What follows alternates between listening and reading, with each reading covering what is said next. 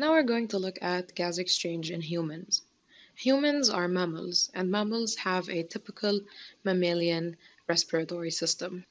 Mammals have structures called the lungs, and the lungs are the site of gas exchange. They are found inside of the body as compared to the gas exchange structures on the surfaces of plants and insects and fish.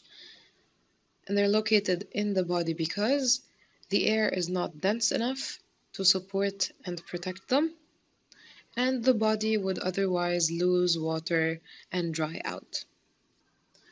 Lungs are found within a box of bones called the rib cage that support and protect them.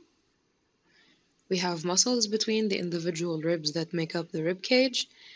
These help move the ribs, and the ventilation is provided by a tidal stream of air. This is when we breathe in and we breathe out.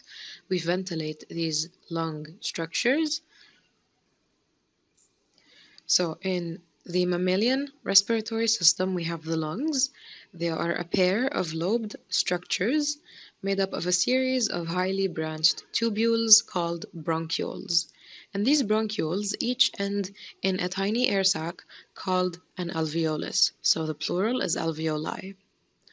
We have a structure called the trachea. It is a flexible airway supported by rings of cartilage, which prevents the collapse of this trachea because the air pressure inside will fall when we breathe, so it can literally collapse, but it is kept open by this cartilage. So the walls of the trachea are made of muscle and they're lined with ciliated epithelium and goblet cells.